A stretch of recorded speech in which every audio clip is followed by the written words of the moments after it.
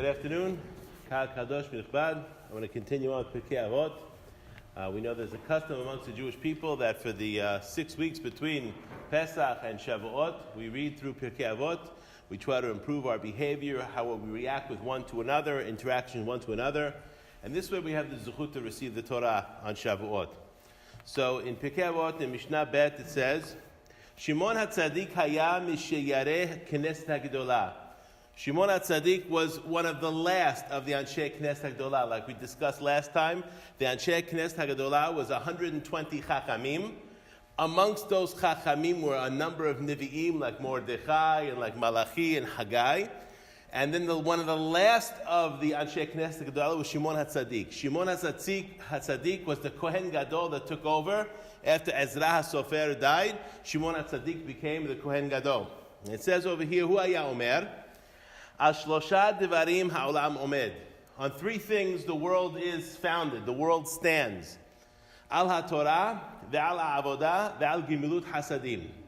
So why is it these three things that the world stands on? On Torah, on avodah, which is worship, ve'al gimilut hasadim. So on the Torah, the reason why it stands on the Torah is because we have a pasuk that says in Yirmiyah, Im lo beriti yomam v'layla hukot shamayim ve'aretz lo samti, which basically means that when Hashem gave the Torah, the world had been created from the beginning, sheshet yamam ma'aseh bereshit, on one condition.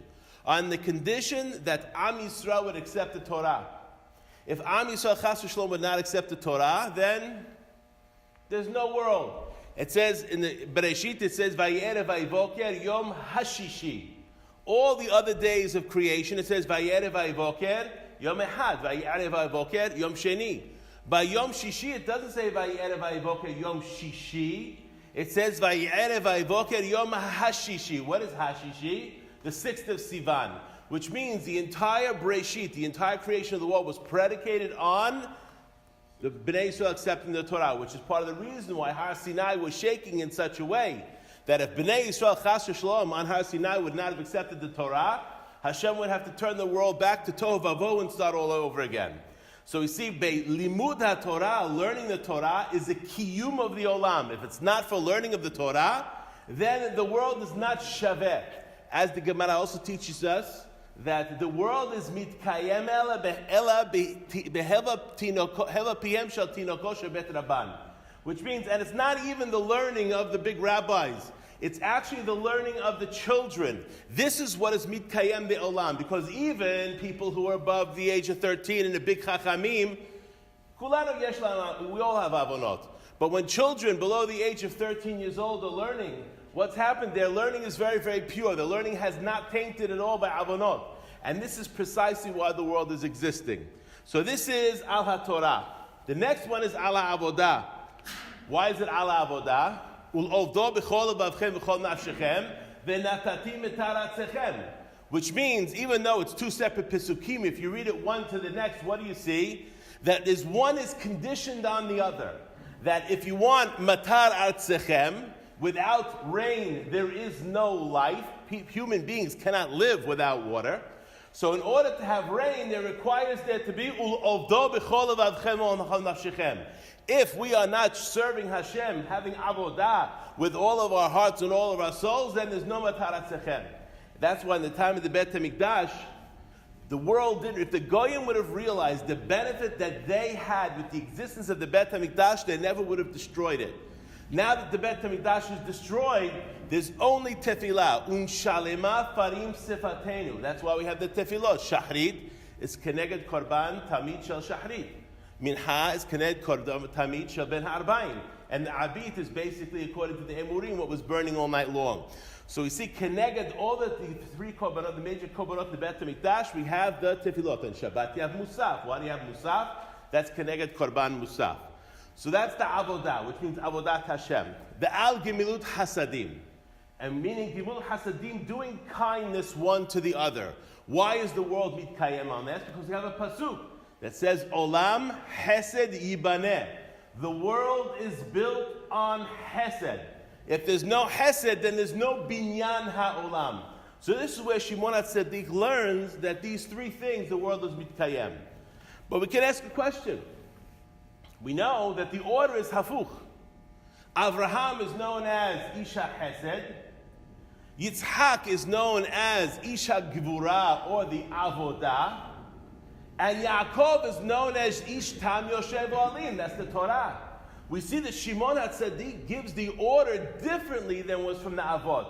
The Avot is Hesed, then there was Gevurah, then there was Torah. Shimon HaSaddik is giving the order Hafuch. First he's giving Torah, then he's giving Avodah, then he's giving Hasadim. And that's because after Matan Torah, everything depends on the Torah.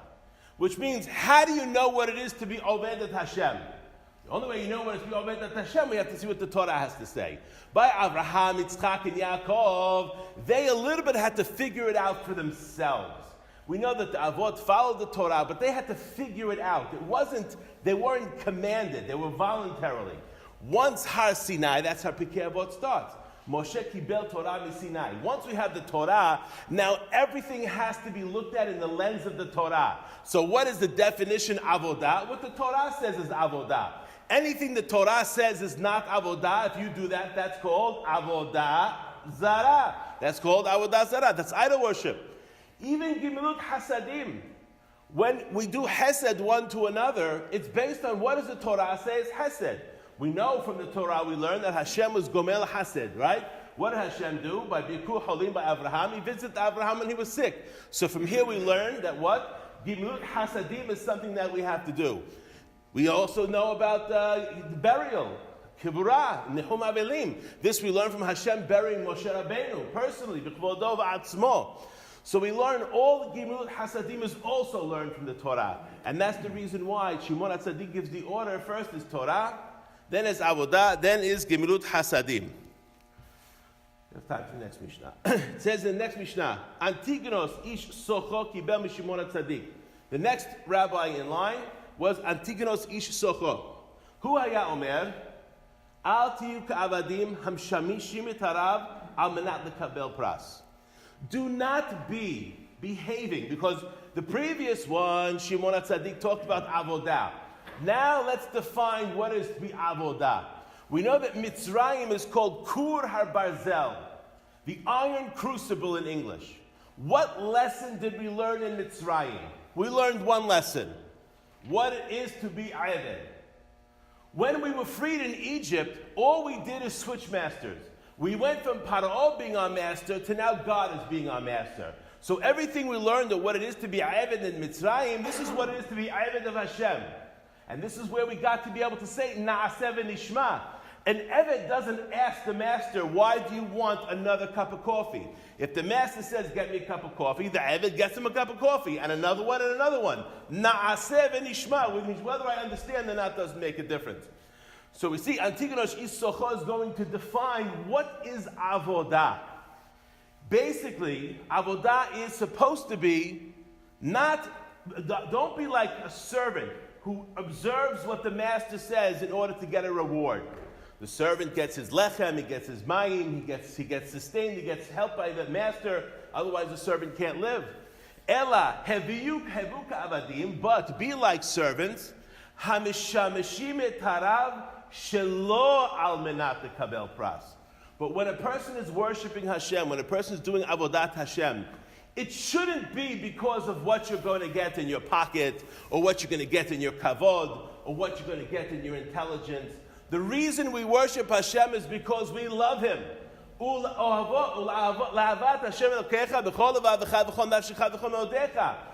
you love someone, you don't love them because of something they're going to do for you.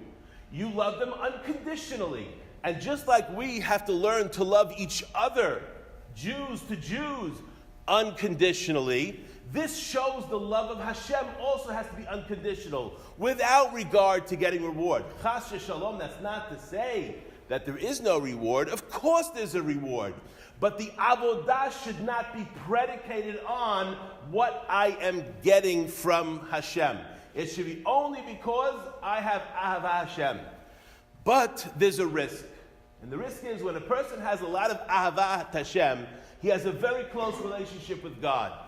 And when you're close with God, you're going to be very, very diligent on the mitzvot aseh.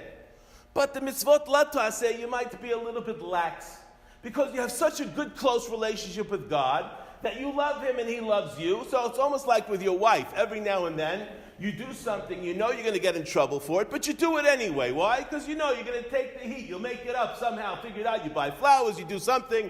So we see this type of relationship we can have with our wives.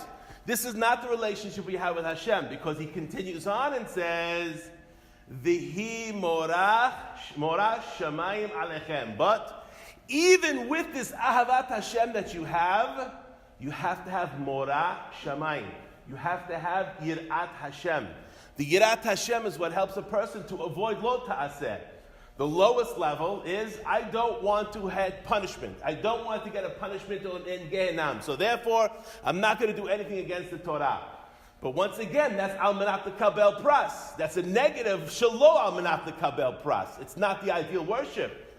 The ideal worship is like this. I have such a good relationship with God.